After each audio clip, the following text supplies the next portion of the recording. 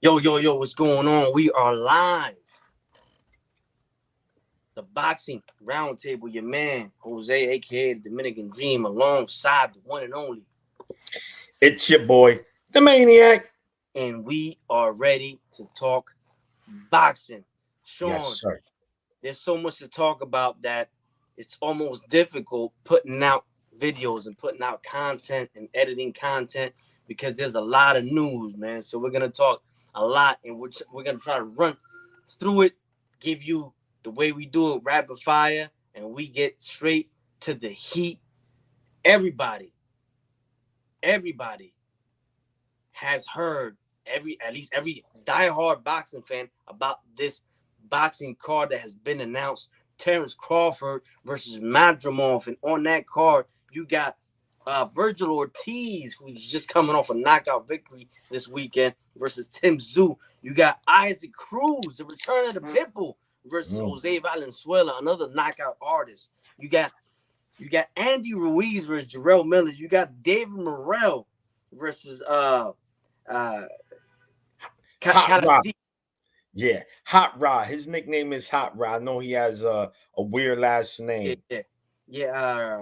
Kalazzi or something like that. Let's call him what? Hot Rod. Hot Rod. Yes, All right, Hot Rod. And we also have on that card Andy Cruz, the Cuban, versus Antonio Moran. And, of course, the main event, Terrence Crawford versus Israel Madrimov. But before that, this weekend, Sean, we had a few things going on. Because we were still lingering off the aftermath. Haney Garcia. And the world's still shaking. The boxing world's still shaking. And we're also coming off of that. We went right into a guy that was missing for a while, then came back with health issues. Another future superstar in the sport, at least talent-wise, and that's Virgil Ortiz Jr. He came back Saturday night. Alongside him, also the return of Jose Ramirez versus Rances Barthelemy. And it was a triple header because we had Oscar Duarte, former foe of Ryan Garcia, Jojo Diaz. Do things get even better for Ryan Garcia, being that he knocked out Oscar Duarte, and Oscar Duarte went now on to have a victory, and an impressive one, or a good one, let's say, if not impressive, against Jojo Diaz and defeating him by knockout? I feel like it's Garcia is just on an up and up. Yeah, man. I mean, just to allude what you said, man. Right now, boxing is popping, man. There's just so much great news, and we kick it when it's down, but we got to pick it up when it's up as well. You understand? So I love the direction we headed so far this year. Can't wait for everything to unfold because there's just a lot. But anyway, right to that card. Listen, man, the win against Duarte, it's a good win for Ryan. The problem is that, remember, though, in that fight, Duarte came from lightweight to 143. So I don't know how prepared he was for that. You know, that's a big fight. You don't turn that down. But nonetheless, it was still a good win for Ryan because he stopped Duarte. And Duarte went back to 140. This was a junior welterweight fight. And we know Jojo Diaz, man, an Olympian. He's been in there with the who's of boxing, but he's a pound for pound gatekeeper. Let's just call it like it is. Not shitting on him, but just calling it like it is. He's a pound for pound gatekeeper. He's already at the tail end of his career. Duarte just blew the candles out, bro. He blew his candles out. It's a wrap for Jojo. He needs to retire. It's done, man. Great win by Duarte. And yeah, man, I mean, regardless how we want to look at it, it's going to be a good win for Ryan, man, because Duarte looked like he's going to be a serious player at 140 because he come to fight and he brings it.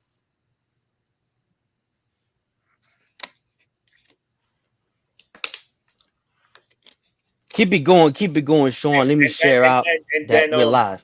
All right, so then co-main event, Virgil Ortiz, right? He fought against another pound for pound gatekeeper and Thomas Dulorme.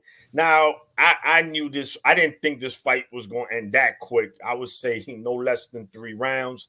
But Virgil Ortiz is why he is. Remember, every victory he has come via NyQuil. He gives you that NyQuil. He's a NyQuil handler. He hands them out. Every time he's in that ring, he puts you to sleep. He's coming with the blanket. He's coming with the pillow because he's going to put you to sleep. Virgil Ortiz is a phenomenal talent, man. He's a must-see guy. Every time he's fighting, man, everyone is tuning in. Unfortunately, he did have a setback with that illness he was suffering from. He was supposed to fight Stanionis twice. That fight never fell through due to his illness. He had to move to 154, where he said he's gonna be more comfortable. The only thing is he has 2 fights at 154, and neither fight has gone 2 rounds, and so we haven't really seen much of Virgil Ortiz at 154. So him and Tim Tszyu, man, it's going to be fireworks, man. It's going to be, I know it's on August 3rd, but it's going to be more like 4th of July because that is going to be fireworks. I mean, just the card in general. Virgil Ortiz, he's definitely has pound for pound potential. If he goes in there and smokes Tim Tszyu or even beats him regardless, a definitive win, or even stops him, wow. That will definitely catapult him up there. You have to put him in the top 10 because who else off the back you're going to say they could just stop Tim Tszyu, man? And that'll be with Virgil Ortiz not even fighting anyone at 154 of name. So that'll be very impressive because Tim Tszyu is a natural junior middleweight. He has cooked numerous fighters at that weight. So Virgil Ortiz beats Tim Tszyu, man, in dominant fashion. That's going to be one hell of a statement. And that's going to, like I mentioned, it will catapult Virgil Ortiz to a higher level, man. He'll be pound for pound without a doubt, man, without a doubt. And then, we have Jose Ramirez, man, in the main event. Now, listen.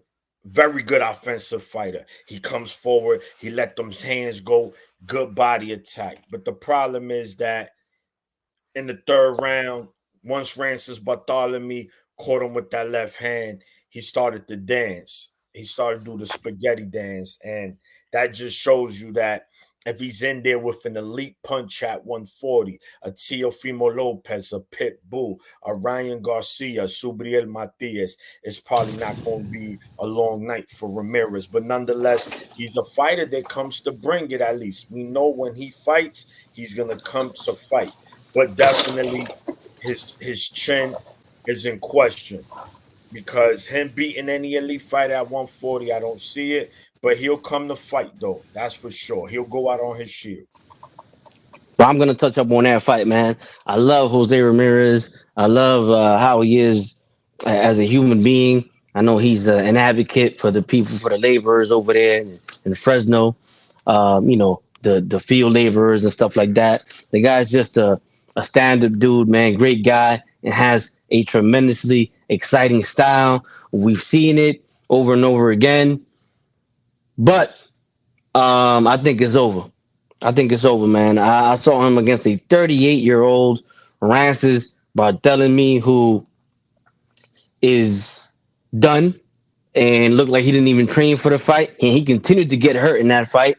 At times, looked like he could have almost been put out had Bartholomew been in better shape or stepped on the gas more. But he did try to step on the gas. He did try to take advantage of those moments where Jose Ramirez was hurt, but he just didn't have enough in the tank, whether it be from lack of training, whether it be from his age.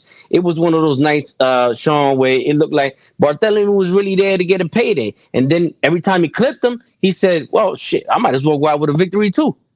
But he couldn't close the deal, lost the fight, unanimous decision. Again, I think I see a lack of punch resistance from Jose Ramirez. I see not only lack of punch resistance, you mentioned that you like his offense. He has good offense as far as where he places his punches and what he does with his offense. But as far as what his offense does, I didn't see any steam on his punches. He don't got no steam on his punches, no pop on his punches. So if he can no longer give one or take one, he's in the same boat as Devin Haney.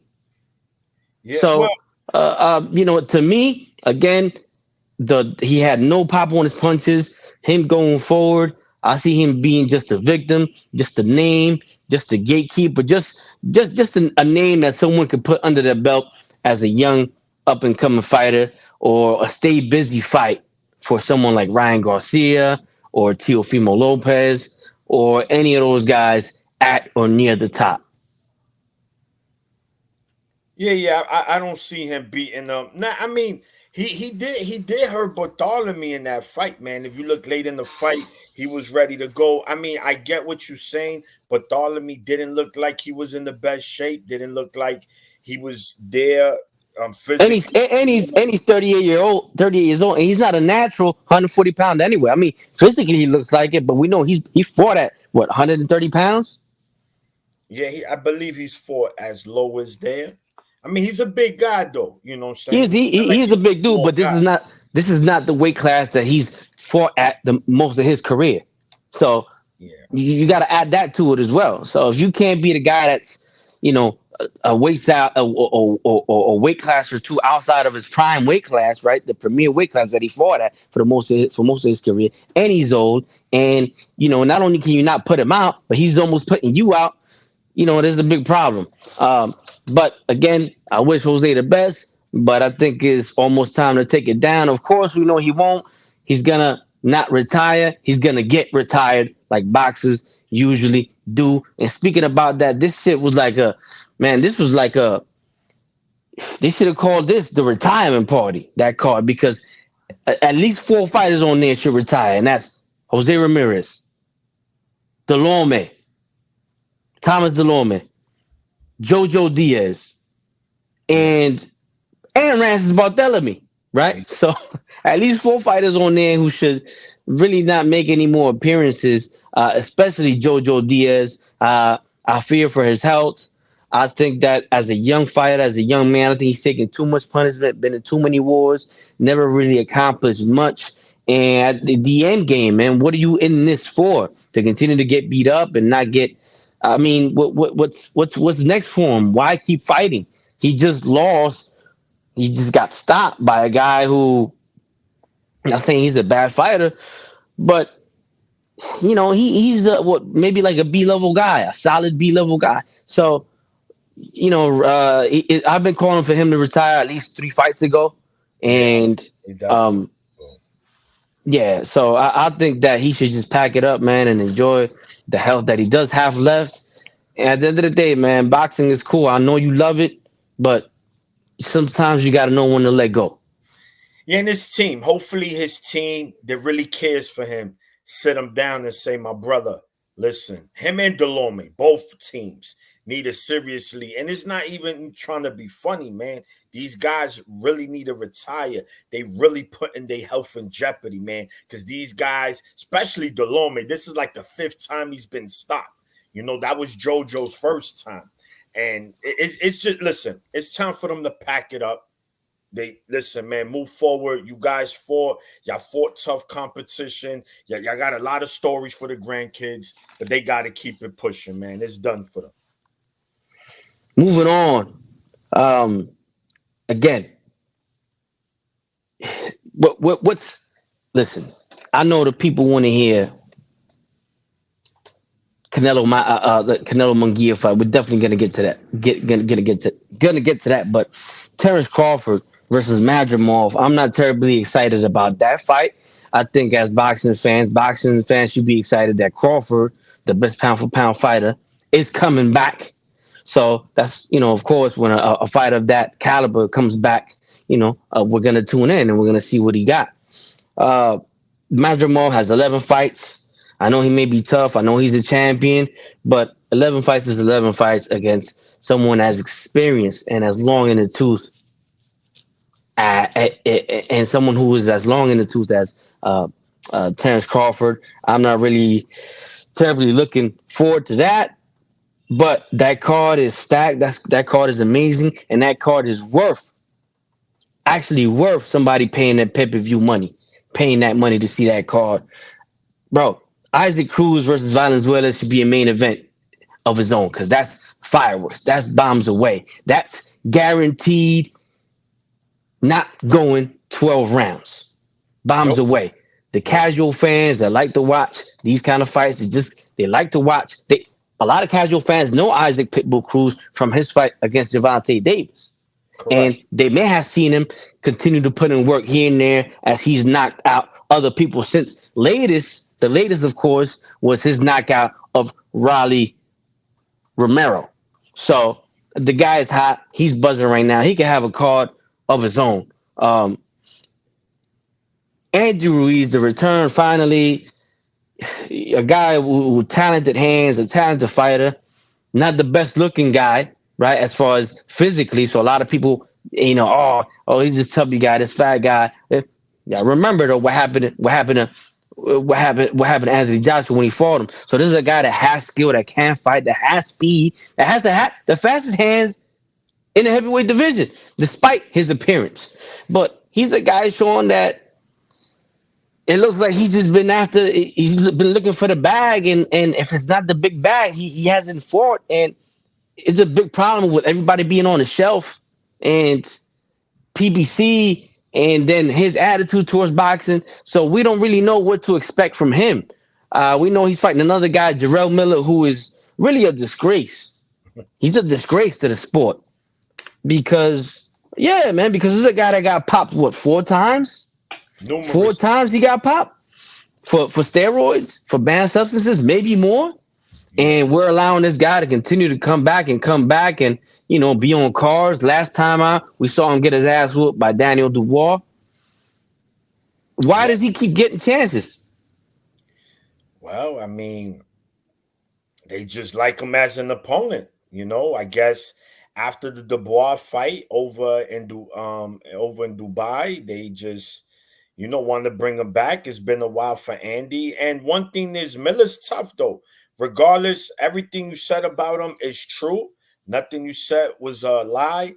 But we also got to take into effect that he's a tough fighter. And he could fight. He could fight. And that's why it kind of merits us offending him even more, because we're not offending him. He's been offending himself and offending the sport, because that's the thing. We know you can fight. We know you're a good fighter. Matter of fact, we like you and your style. But come on, fam. I mean, he blew the biggest opportunity of his life, which later became Andy Ruiz's biggest opportunity. Correct. And he capitalized on that. Time. Like, come on, man. Like, why continue to do this and so flagrantly, man? It's like, it's not a regular foul. It's like a flagrant foul, because he just continued to do it. Like, he doesn't give a fuck. And that's not cool. And bro, there's other guys that they want to be on a platform like this. They want to be on a card like this. And maybe they've been putting in better work than you, clean, and they're not getting it. So that's not cool. I'm still looking forward to that fight, especially since it's not a main event, and it's a great appetizer. It's a great appetizer. You know what I mean? You at a restaurant, and you've been at a restaurant, man. Well, sometimes the appetizer might be better than the main course. It might be one of them. Not as far as the match, how the caliber of fighters that they are, but the matchup. Correct. And we know styles make and fights. Of course. Hey, absolutely, and I think those two guys, they can do a little something. Man, listen, there's a lot going on in boxing. I'm gonna have to we had some breaking news today. I know it's something you're not proud of as a fan. It's something that you haven't even really touched it. Jake Paul. I already know where you're at. Mike Tyson versus Jake Paul. People want to know, man. They come and ask me while I'm working. I know they ask you at your job. Casuals, the mass, one of the biggest masses when it comes to these big fights that buy the fights are the casuals, right? When it comes to these big fights, so we got to mention them. We got to give them what they want. So now, Mike Tyson versus Jake Paul is actually a sanctioned fight. So It's a real fight that's gonna go on the books. Wow. Yeah, I know. Wow. I was shocked when I read that. Very shocked. So It's no longer an exhibition. So the difference is, guys, this is going to be 8 rounds, and it's going to be 2-minute rounds. Usually, professional sanctioned main event fights, at least all men's fights, are 3 minutes, and they may vary in rounds. Usually, a championship fight is usually, a championship fight is 12, and and other fights 10 rounders and such. So you're only going to see 8 rounds, 2 minutes. Look, I said that people they asked me, who do you got and what you think? We know Tyson was, is, and will always be a phenom. I said, despite his age, if the fight was real, Tyson is going to beat his ass. Why? He's just the experience, the talent, the speed, the power from what we've seen in the Roy Jones exhibition a couple years back and in his training videos. He still has it. How much does he have it today? We don't know. The marijuana, the mushrooms, the other psychedelic drugs, the lifestyle. I don't know. I know that he looks like he's in shape, and he everywhere he goes, he's wearing these weighted shoes. So I guess that's gonna make his feet a lot lighter when he actually fights. But he still is close to 60 years old, right? It was 57 years old or something like that. 57. 57? Yeah. 57 is 57. Jake Paul is a young dude in his physical prime, by no means in the same breath as someone as Mike Tyson. He's a YouTuber turned boxer. He's taking boxing quite seriously. If the fight is real, I still think that Mike Tyson is going to be considerate. I still think that he's not going to go 100%. I still think that it really depends on Jake Paul. If Jake is also, I know a lot of people don't like the Paul brothers, but you mentioned them many times. He's a respectable dude. He helps people out. We've seen what he's doing with other fighters, what he's doing with boxing, what he's did with women's boxing, with Amanda Serrano. The dude has a good heart. The dude is not a disrespectful guy, despite the way people may perceive him. So I don't think he's gonna go in there and see, fuck Mike. I'm gonna try to knock this old dude out, because everybody has respect for Mike. So I think he's gonna be thankful that he's in the ring with him. Now, Sean, if he happens, I'm gonna tell everybody a quick story. There was a fighter, one of the greatest fighters that ever lived, named Jack Johnson. Jack Johnson fought well into his career where he was beating everybody's ass. He fought a buddy of his. And they made a deal. He would let his buddy win. And I'm talking about, this is back in the day. We're talking about before Muhammad Ali, before the dude that fought Max, before Joe Louis. We're talking about back in the day. And they made that deal. And when they get in the ring, the fight is underway.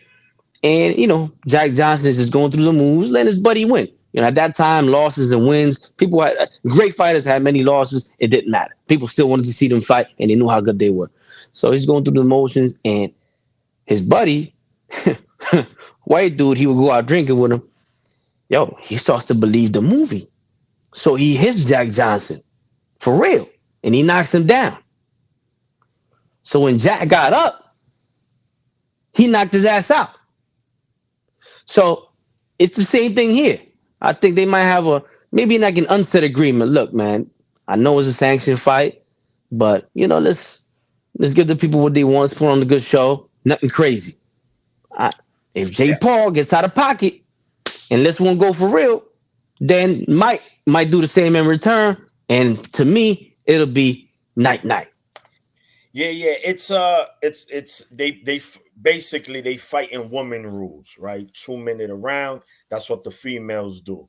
And you forgot to mention something. 14-ounce gloves. 14-ounce gloves they fighting with. There's no such thing in boxing, the 14, right? So they fighting with the big gloves. So that didn't change with the new rules.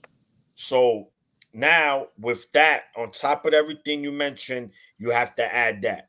But hold on, that didn't change when they announced today that.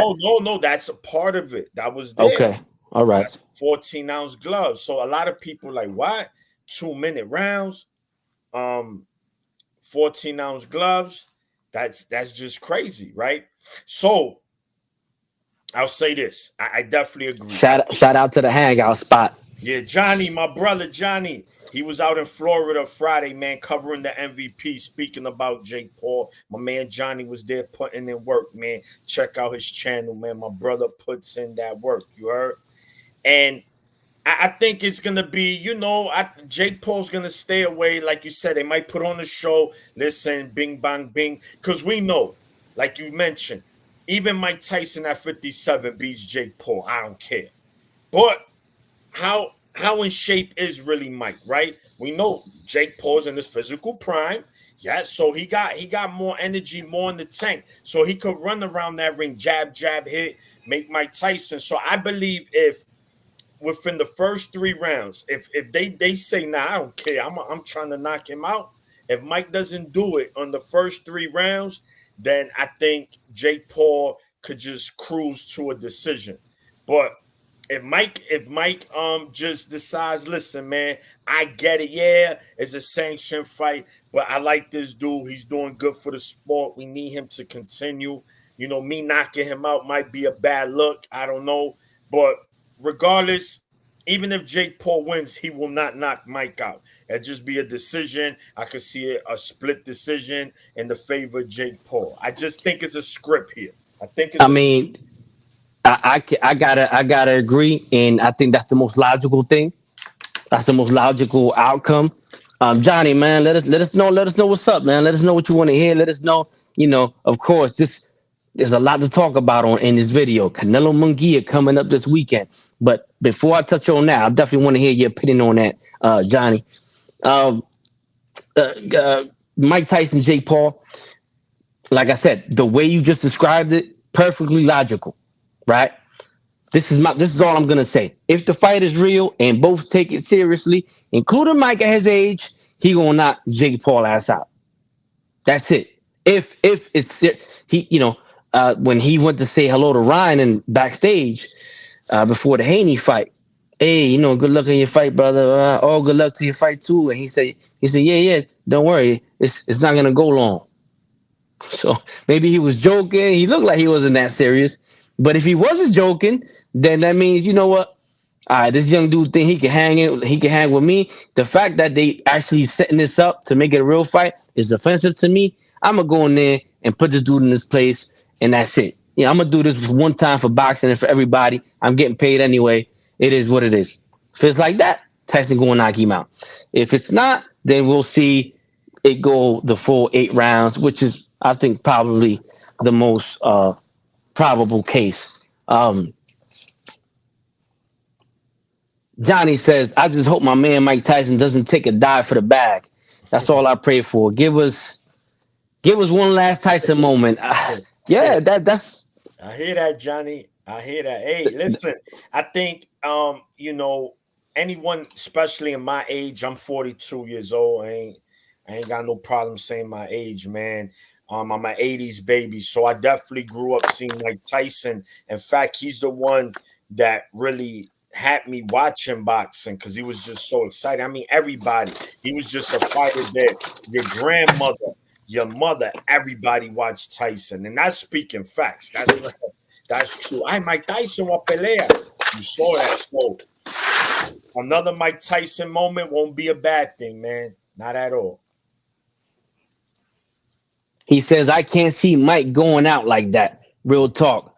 I mean, you can't see it happening, or you can't see it like you simply don't want to see it. I think none of us want to see it. And we already saw it because we seen what happened to him in his last fight against Kevin McBride. And even before that, when he fought Lennox Lewis, Respect to Lennox Lewis. We know he was a good fighter, solid fighter, but we also know that wasn't the Mike Tyson that we knew. That wasn't prime Mike Tyson whatsoever. Tyson was done. He like the people said it. The people say in the UK, by that time he had it. You know. So let's see what happens with that. But real quick, Sean, let's get to the nitty gritty once again. This is something that I want to do. I want to do a show maybe once a week based on this. We're gonna call it matchup or matchmaking Tuesdays or Thursdays or whatever. Real quick, rapid fire fights that are gonna happen and fights that could happen or that we would like to happen and that are being talked about. First of all, off of his victory this weekend, Virgil Ortiz Jr., the co-main event, Terence Crawford versus Madrimov, a fight that's a boxing fan's dream. So matchmaking in this fight, we're gonna do the same with Canelo Mungia, and we're gonna do the same with Shakur Stevenson versus Gervonta Davis because they're online. That's the latest Twitter beef. And that weight class and in and around that weight class has been hot for a while. Anyway, Sean, Tim Tszyu versus Virgil Ortiz. It's happening. Break it down. Look, at least the initial breakdown, because we'll definitely touch on it. You know, we like to do it like the week of the fight, but just, you know, a little sparring when it comes to this fight, man. You have two fighters that could punch. You have two fighters that could box. The one thing is one fighter, he hands out NyQuil every time he steps in that ring, and his name is Virgil Ortiz. He has moved to 154 due to illnesses that he was suffering at 147. Kind of was forced to make that leap up there. So now he's fought twice at 54. We have absolutely seen nothing of him there. I believe 2 fights, 3 rounds in total. That's crazy.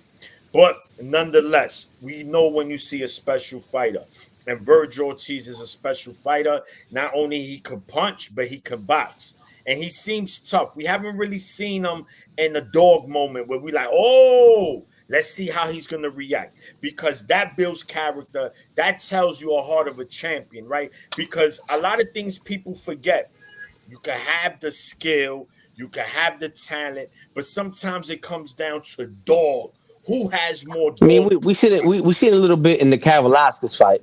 A little bit, nothing crazy, but regardless, Tim Tszyu, the same thing, a natural junior middleweight who has fought tough fighters at that division and smoked everybody until his last fight, right, with Fundora, which he was winning before the cuts. Many people say, listen, if no cuts occur, he wins that fight going away, possibly by stoppage. But we can't play these hypotheticals. What happened? He lost the fight, but he didn't lose anything. This is going to be the fight of the night. I'm about 100% sure of that. I expect this to be nothing but action-packed. Yes, it's on August 3rd, but it's going to feel like 4th of July because that will be nothing but fireworks, man. And the winner, I'm not going to say the winner now, but the winner will win by stoppage. All right. My turn. I am going to tell you the winner because it can change right now.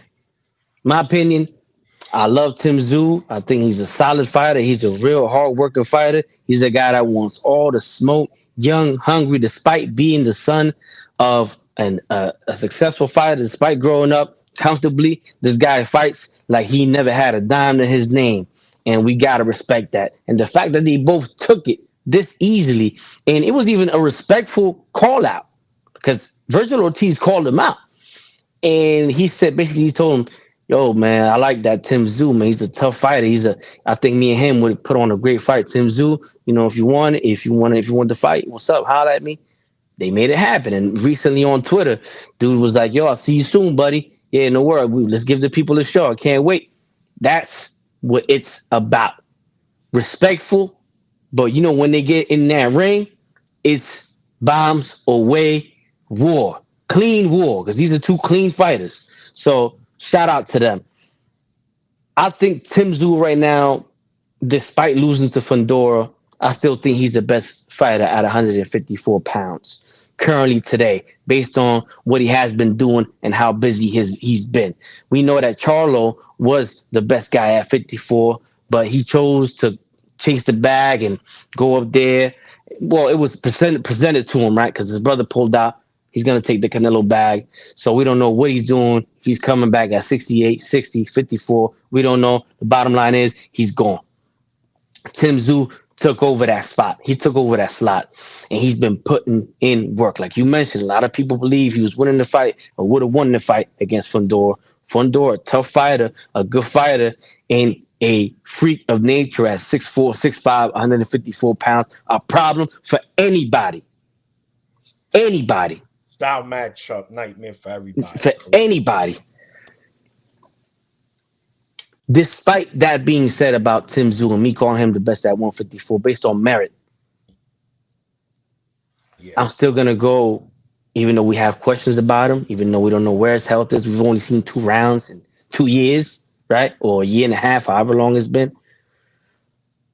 His patience, his poise, which now he looks like he has more of, even though we've only seen 2 rounds, but he took it real slow. He was real patient. He didn't come out bombs away, blitzing like he used to do earlier in his career. Even though he's been away from the ring, from an actual fight night, I'm sure he might have been in the gym practicing. At the end of the day, he's a boxer. That's what he does. I think that with that poise and being in shape and just being cut from that mold and coming from that school, Los Angeles, right? Or wherever he's, West Coast Mexican, pedigree, great trainer, great mindset, knows how to place his punches beautifully. He definitely has a technique edge over Tim Tszyu. Tim Tszyu's a tough guy, a rough guy, doesn't have the best footwork. He stands up a little straight, right? He doesn't have the best defense. He gets hit. No one can get hit repeatedly by a guy like Virgil Ortiz. Now, we don't know if Virgil Ortiz's body could withstand the punishment coming from Tim Tszyu. Despite that, I'm still going to go with Virgil Ortiz by late stoppage. We'll revisit the fight again when that fight comes. And at 154, speaking about hot and heat, Fundora, he was supposed to give Tszyu the rematch, so that's not going to happen. So what's going to happen with Fundora? We know Crawford is fighting Madrimov. We saw Spence get in the ring after Fundora won. Matchmaking. Crawford versus Fundora. I'm going to let you know what I think. Nah. I know Crawford is a good fighter, ambidextrous, 6'5", 154. A guy like Tim Tszyu couldn't put him away, couldn't hold him off in the sense where a guy coming from 147 pounds is not going to do it. I think that's a bad fight for anybody, especially for the smaller 154 pounders and the new guys at 154. If he wants that fight, okay, that's cool. I'd love to see it, but I don't think that's a good fight for Terence Crawford and many other fighters at 154. He's just too big. Some guys are just, and I know that's not his fault, but those are he could take a punch. We know he could take a punch. We saw him in there with punches before. We seen him in there with a prime Tim Tszyu. I think Crawford does have that sneaky power, that element of surprise, but I don't really see him overcoming that deficit of the size deficit. What you think about that fight? When I look at that fight, man, this is definitely a winnable fight for Crawford. Because remember, Fundora's not a big puncher. He's a volume puncher. He likes to throw a lot of punches. But in his last fight with Tim Tszyu, he went away from his identity. He actually boxed. We've never seen Fundora box. Something we've been asking for him to do. Yo, man. Use your size, use your length, man. You don't have to go in there and bang. Not saying we didn't like it, shit, because he's action-packed. But what he did in his last fight, he decides to do against Crawford, it'll be tough for Crawford, right? Because he got to get around that jab, and it'll be interesting, right? How is he? But it's a winnable fight because Crawford. One thing that I think a lot of people underestimate, he's physically strong, right? This dude is a wrestler. He used to wrestle, so it's not a problem for him to get in there and get dirty. And Fundora, yes, 6'4", 6'5", but he is frail. He has a frail frame. So I could see Crawford going in there on the inside, roughing him up. The one roughing up Fundora, and he's going to have to make it an inside fight because if Crawford decides to fight on the outside against Fundora, then I think that's where it could kind of go wrong for Crawford because Fundora could box and it's going to be hard to get through that jab. But I could definitely see Crawford because Crawford too, he's not a one-trick pony, man. He could box, he could get in there, he knows how to move. So if that fight was to happen, man, it's a difficult fight. I mean, you're right. Fundora, he's stylistically he's a bad matchup, but I think Crawford beats him in a close fight, man. But I could see Fundora winning. I'm not saying that shit is nowhere near clear cut. I know people gonna come in, you bugging. Crawford knock him out. Okay, brother, then that's what it is. I think. Well, that's what everybody was saying about Haney versus Garcia too. Yeah, different circumstance. So I just if it was to fight, man, I just think that Crawford's gonna outdog him. And like I said, it's not sometimes your attributes and all that shit don't matter in the ring. I'll tell you what. And he's willing, and Crawford's willing to do that. So it'll be interesting. But if I had to pick a winner, I'm going with Crawford in a close fight. Yeah, well, I think Crawford's strength or physical strength is overrated. I know he may be stronger than he looks, but I think it is overrated. This is my opinion. This is my opinion now, right? You got yours, I got mine. And something that you mentioned, if Fundora continues to do this, fighting from using all his length, then I would definitely pick Fundora over Crawford because it's just, you could try to get around that.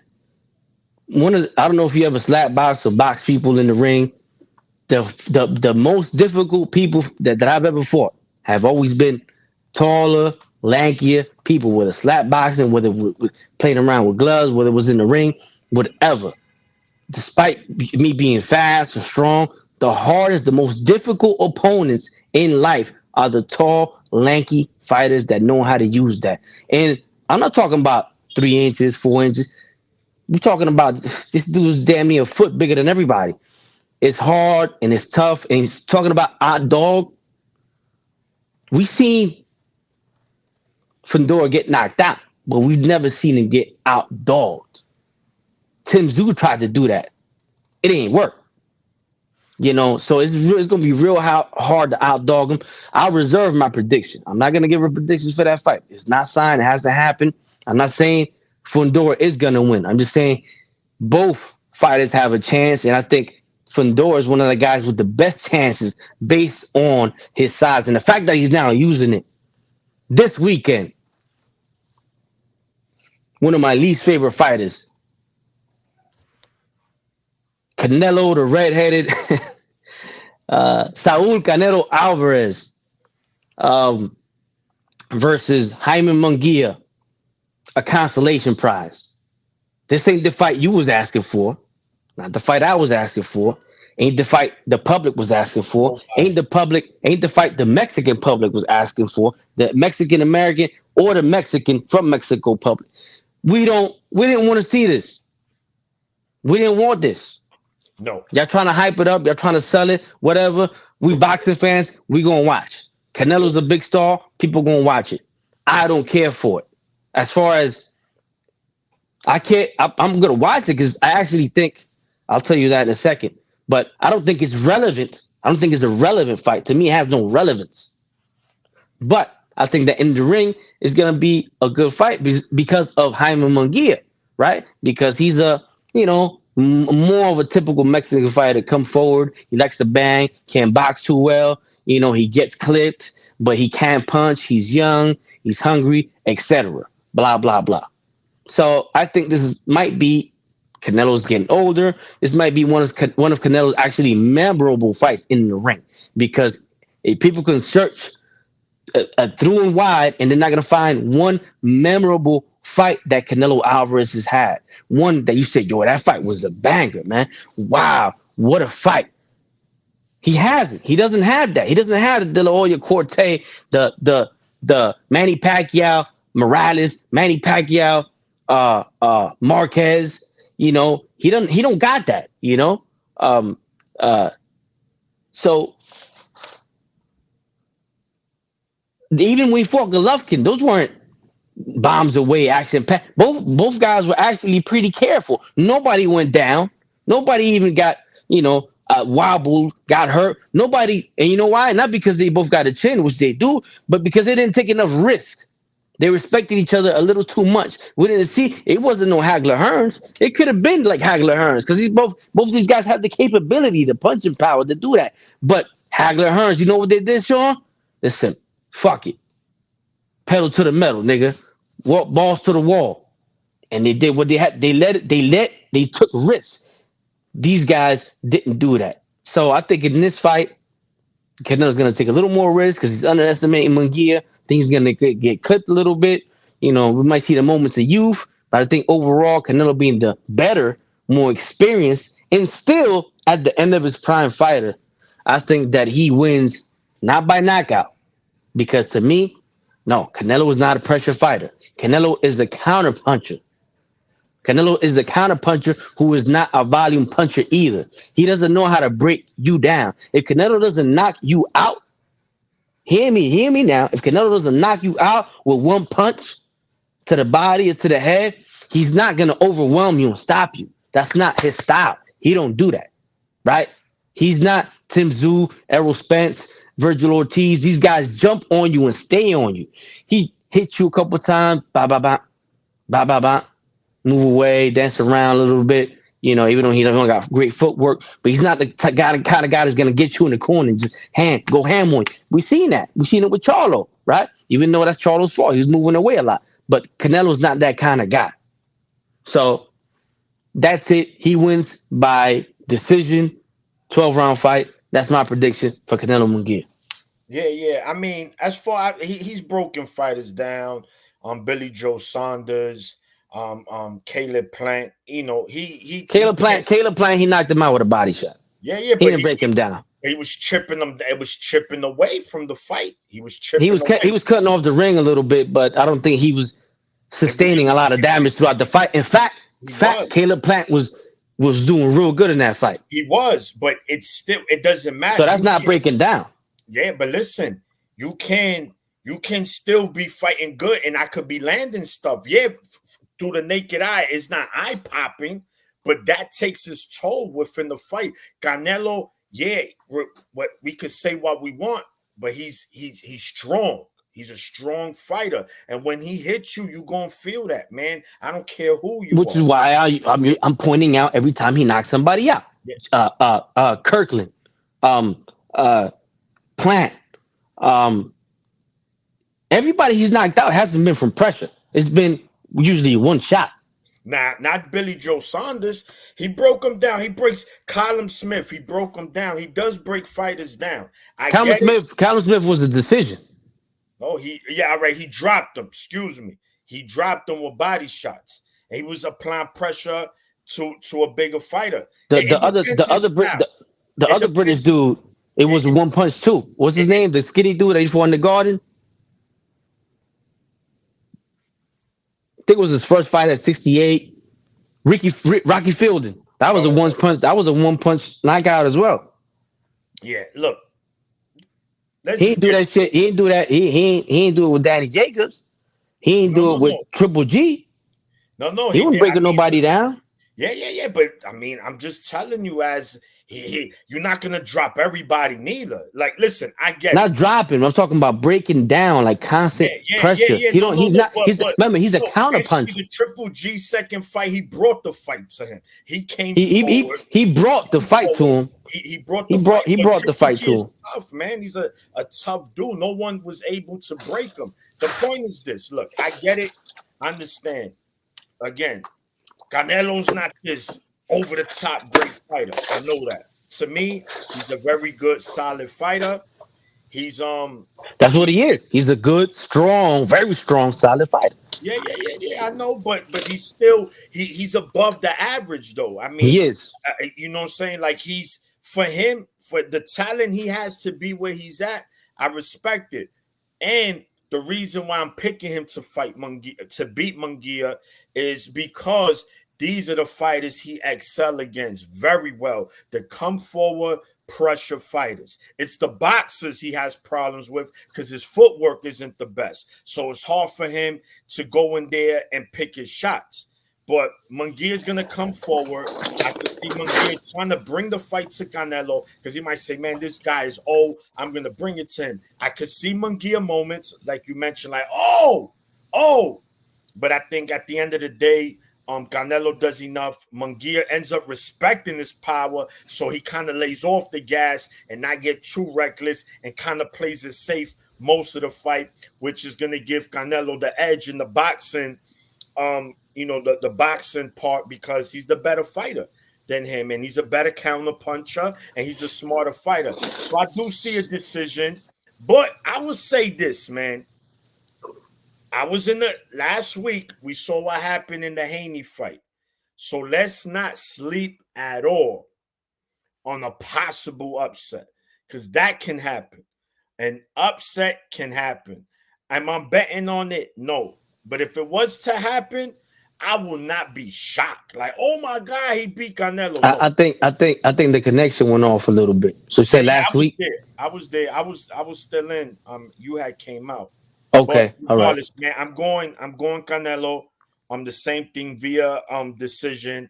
But I think it's gonna be a good fight. Not a great. I agree. I agree because of again the youth, Canelo's age now, and I don't know stylistically, yeah. and I think that's why it's gonna be a maybe Canelo's most memorable fight. The hangout spot, Johnny again. I think if Fundora boxes like he did versus Zoo, uses his height, reach, and volume, he's almost impossible to beat at 154 pounds. Yeah, that's something that I agree with. It's extremely difficult, and that's what I was trying to get across with my comments earlier. So we both got Canelo Alvarez by decision against Mungia, guys, this weekend. Not ruling out a stoppage from a body shot or a headshot. I could definitely see Mungia going down. Canelo he's never been put down. The strongest chin in boxing. Yeah, and maybe that tainted meat has helped too. But the clenbuterol I'm talking about, it's not me. I'm not speculating.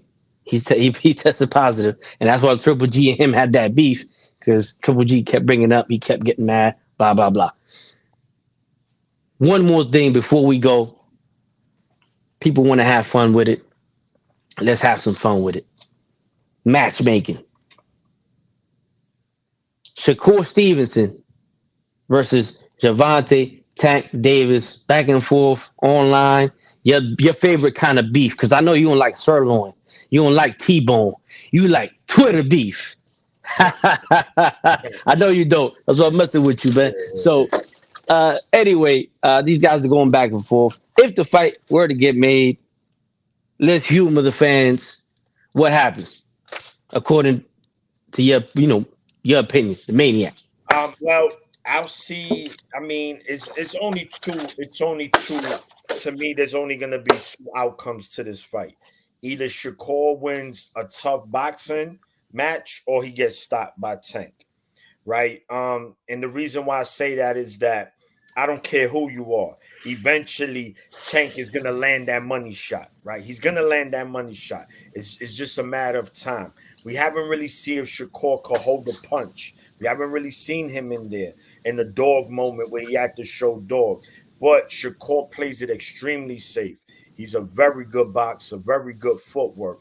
The problem is that, again, if he gets hit, let's see what happens. Yo, Johnny, they fought like 4 times already. There's like yo, bro, listen. There's gonna go in history, man. being, It's beyond the trilogy now, man. You know, whatever you call fight 4 and 5, that's where they at right now. This is like Rocky. It's like you know how they keep making Rocky movies. Yeah, this is like number 6, 7 right now. in fact, no, and now he's beefing with Ryan Garcia now. You know, well, look, it's just he looking for smoke. He looking 40. What's going on? Shout out to 47, to 40 Central. Shout out to Johnny the Hangout Spot. As far as beefing with Ryan Garcia, look, this is what it is to me, man. Ryan Garcia is hot. Right now, he's the guy at 140 pounds. Not the best guy, no, don't get it twisted, but the most popular by far. Tank is still popular at 135 pounds. We know that. He's a draw. So I think Shakur Stevenson, he's at the end of the other spectrum. He's at the other side of the spectrum. The least popular fighter out of everybody. And maybe the most hated based on his last performance and all the shit he talks on Twitter. So he's looking for a money fight. He's looking for some buzz. He's looking for some noise. God, the Maniac, you one of the ones that been saying it. We don't care. Get in the ring. Make the fight. That being said, I'm still going to humor the fans. Shakur Stevenson versus Gervonta Tank Davis. Gervonta Tank Davis all day. Because Gervonta is the kind of guy similar to Pitbull, where if you in a ring with him, 12 rounds, at some point, and usually it's more than one point in the fight, you're gonna have to face and fight him. You're gonna have to exchange with him because he's too talented. He's too fast. He got footwork. He got defense. He can move around the ring. He could catch you. He could get away from you. He could set you up. He has a chin. He has stamina. He has power.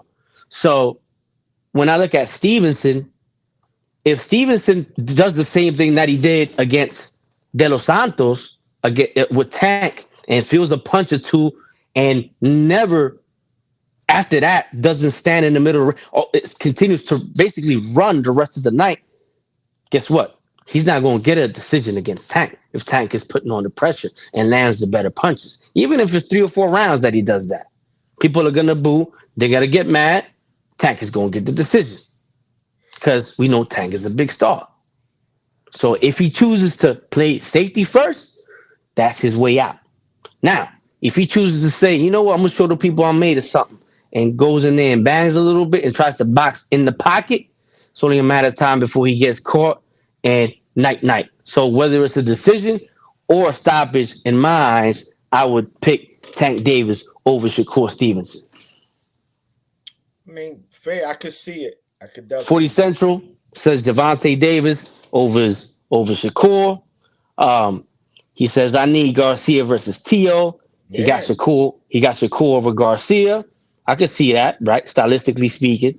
Shakur would actually give him a good fight. I don't know who he's talking about, but I don't think maybe he's talking about Gervonta using his distance. I think if Shakur fought like he boxed Valdez, he got a shot. Yeah, this ain't no Valdez though. Distance and a jab, control the ring, win rounds while staying outside the matrix. It sounds good, but can you execute it in the ring? And who has been able to do that against Tank?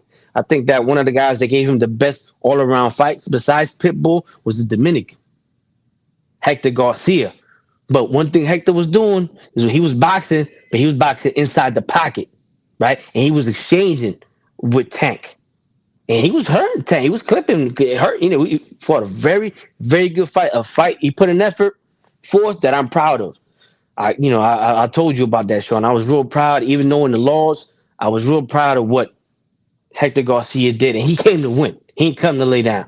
So we know he has that ability. We still haven't seen Shakur display that because every time he's fought a puncher, whether it's Nakatila, whether it's De Los Santos, we've seen what he's done. He's stunk up the joint. He wanted no parts of that. And Tank is a better puncher and a better fighter than both Nakatila and Edwin De Los Santos. You know, he's a guy that's gonna catch up to you. He has that he just will. He knows how to set you up, man. So I don't see Shakur winning that fight. And Anyway, anyhow. 40 Central says Tank gets hit. I think it'll get exposed a bit more against Frank Martin. Tank just has that 92% KO rate. What do you think about that, Sean? Yeah, I mean, Tank does get hit. Like, let's also be clear, right? He's not a defensive wizard, but at the same time, he has the equalizer, right? And I think a lot of the times, I'm not saying no one gets hit on purpose. I also think that he's kind of luring his opponent to sleep, right? He's like, oh, I could get this guy. He's luring you to sleep. Then he's gonna come. He's gonna hit you with some counter, and he's gonna hurt you. We saw that he was getting his ears boxed off against Barrios. Shit, Leo Santa Cruz was cooking him. That was a fight. Boom, so he got stopped. So, but the only difference is I don't know if he's gonna respect Shakur's power like these fighters, right? And I don't know if Shakur is willing to take that risk to stand in there and do that. And I don't see Shakur doing it. But to 40s to their and question, I can see Shakur too making Tank think a lot. This is gonna be the fight where it's not checkers. This is gonna be chess match, a high level chess match. But if Tank could get to him, like you mentioned, then I don't see nothing Shakur's gonna do to Tank that's gonna keep him off him if he can. But if his footwork is there and that counter punching and he got Tank flustered, man, we can see it. But we got to see more. I'm definitely want to see what Shakur does in his next fight against Hartunian. Well, to your point, Sean, one thing that you mentioned against those other fighters, Barrios and Leo Santa Cruz and even Hector Garcia, even Riley Romero. We know Riley was putting in good work for the limited skill that he has. He was roughing Tank up. He was making a rough fight. He was using his strength, his size. But this is the thing with that Gervonta has constantly proved to us is that he strikes when there's a sense of urgency. Every time there's a sense of urgency, whether it be against Leo Santa Cruz, we're like, yo, I don't know, man. He losing a lot of rounds. What's up? Against Riley, man, it's looking rough for him in there. Against Hector Garcia, yo, what's up? Yo, this dude, he's like a cobra, man. He just strikes. He strikes. So we got to respect that, just like for the same reason that you respect Terrence Crawford. And you have to, bro. A lot of times he's down. He's getting outboxed or he's losing rounds. But when he feels that sense of urgency, bro, he puts your lights out. And Tank does the exact same thing. So I think him having proved that over and over again, I think I would definitely favor him to do a number on Shakur Stevenson, the likes of which he has done to other fighters already. The Hangout Spot says, I'm going to shake things up here and go against the green. I got Shakur beating Tank. It may look easier than people think.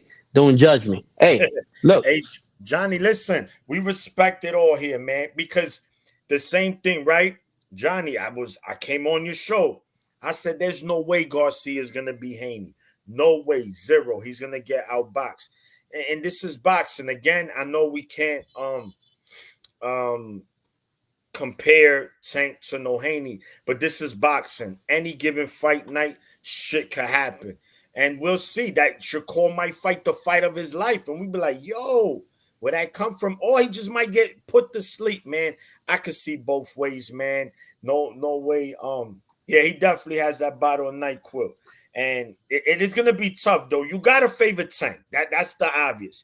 I think anybody, unless Tank goes to 147, you got to favor him against anybody at 135 to 140. I will favor Tank. And that's a serious statement. And that really says a lot about his talent because you've mentioned it many times. I know you've been adamant criticizing Tank, his career moves, and his choice of opposition, and the fact that he doesn't fight the best, and he fights who he wants to fight when he wants to fight them. Very understandable. Problem is his performances when he does fight these guys. He does this thing every single time, and the eye test, right? we can see the talent. We can see somebody like Pitbull, what he's done after that loss. Close fight, but Tank won that fight close. I know some people may argue it a draw, or if you're Hispanic or Latino, who's won? I see 7-5 fight for Tank there. Anyway, yeah. And again, he showed grit. He showed urgency, right? When there were times where he sensed the urgency, and he attacked Pitbull, right, to keep him off it, because it's hard to keep Pitbull off of you. But Gervonta got enough power to at least kept him thinking a little more than usual, because Pitbull don't. If you don't make it's real hard to make him think. You know how people say, yo, bro, it's so hard to get through your thick skull. But with Pitbull, this shit is literal. The dude's skull got to be like that thick, man. His head about that big. It's hard to get through to him. It's hard to let him know, yo, I don't want you coming in here. For him to understand that, you got to have Gervonta power. Anyway, man, it's been a great show. Maniac. Everybody tune in. We didn't talk about the Canelo Mungia card. That's not much of a card. I don't know what's on there.